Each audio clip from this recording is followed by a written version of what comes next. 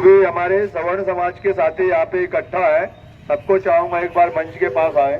थोड़ा मैं सभी लोगों से कुछ अपील करना चाहूंगा। आज हम बचपन से ये पढ़ते आए हैं कि ये भारत धर्मनिरपेक्ष राज्य है।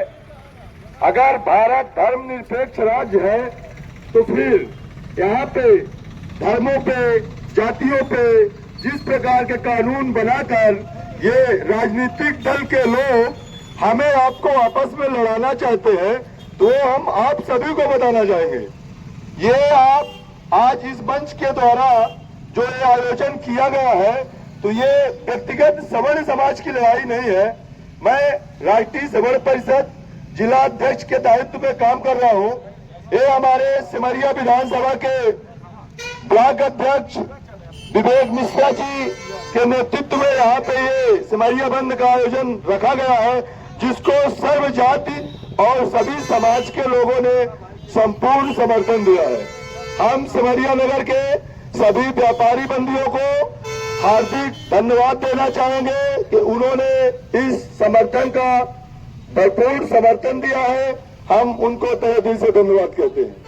हमारे जितने भी यहाँ पे क्रांतिकारी युवा साथी हैं, सभी को हम दिल से नमन करते हैं कि उन्होंने आज समाज में जो ये आपसी मतभेद राजनीतिक पार्टियों के द्वारा फैलाया जा रहा है, उसके खिलाफ इतनी बड़ी क्रांति का ऐलान किया है।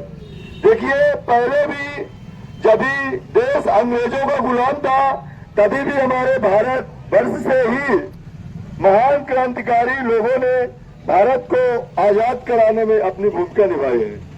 आज हमारे क्षेत्र का हर युवा बेरोजगार है, हर युवा बेरोजगार है, उस पे किसी की निगाह नहीं है। जो भी सरकारें आती है तो जाति धर्म पर हमें बांटकर अपना उल्लू सीधा करती है। तो हमें आपको जागरूक होना चाहिए कि अगर ये सरकार एसटी, एससी और ओबीसी, ये जो समाज के लोग हैं, अगर इनकी इतनी हितैषी है, तो जो कानून के दायरे में आती है मध्य प्रदेश भारत सरकार की जो भी सरकारी भूमि है, उसको जिस प्रकार अंबानी और अडानी जैसे बड़े बड़े उद्योगपतियों को देती है कौड़ियों के भाव में, वो जमीन मैं चाहूंगा कि अगर आप एसटी, एससी, ओबीसी के इतने हितैषी हो, तो वो जो जमीन कौड़ियों के भाव में देते हो, तो गरीब आदिवासियों को दो, गरीब जो एसटी, एससी के समाज के लोग होते हैं उनको दो, ओबीसी को दो, और जो भी सवर्ण समाज में भी गरीब लोग हैं, भूमिहीन है, उनको दो। तो हम मानेंगे कि सरकार गरीबों का हित में कार्य कर रही है। आप गरीबों को उनके पक्ष में कानून बना के सवर्णों को उनका दुश्मन बनाओगे। भाई, हमने ये भी सुना है कि जब भी एक मुंबई में बम ब्लास्ट हुआ था, उस पे जो भी अपराधी पकड़े गए, उनको तो हमारी भावना से वहीं पे फांसी दे देनी चाहिए। पर हमारे भारत के संविधान में बिना किसी का पक्ष सुने उसको दोषी करार नहीं दिया सकता। उसका भी पक्ष सुनने को, अपराधी है फिर भी उसका पक्ष सुनने के लिए सर्वोच्च न्यायालय में लोगों को वकील रख के अपनी जो भी अपील है वहां पे रखने का तत्व दिया जाता है। तो अगर ये संविधान हमारा सबको एक समानता का अधिकार दिया है, तो वहां पे ये जाति धर्म, ये कानून, ये हरिजन एक्ट, ये आरक्षण, इसकी जरूरत ही नहीं है।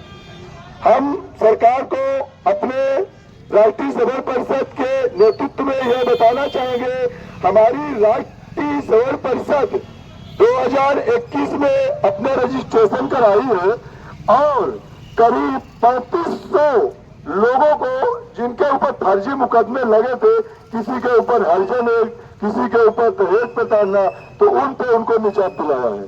तो हम अपने राष्ट्रीय सवर्ण परिषद का एक बार पुनः आप लोगों से ये बताना चाहूंगा, एक राष्ट्रीय सवर्ण परिषद ये ब्राह्मण, क्षत्रिय, लाला, बनिया का तो संगठन है, पर ये संगठन के संज्ञान में अगर किसी एसटी, एससी, ओबीसी समाज पर कोई भी दुर्व्यवहार या उनके साथ अत्याचार किया जा रहा है, तो हमारा राष्ट्रीय सवर्ण परिषद उनके साथ भी खड़ा है।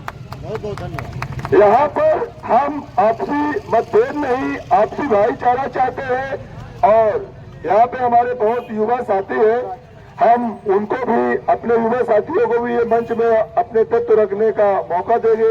एक ये छोटा आयोजन है हमारे ही समाज में। यहाँ पे पुत्रराज सिंह पधारे हुए हैं, यहाँ पे वरिष्ठ समाज सेवी है, हम उनसे भी बोलेंगे अपने तत्व रखें।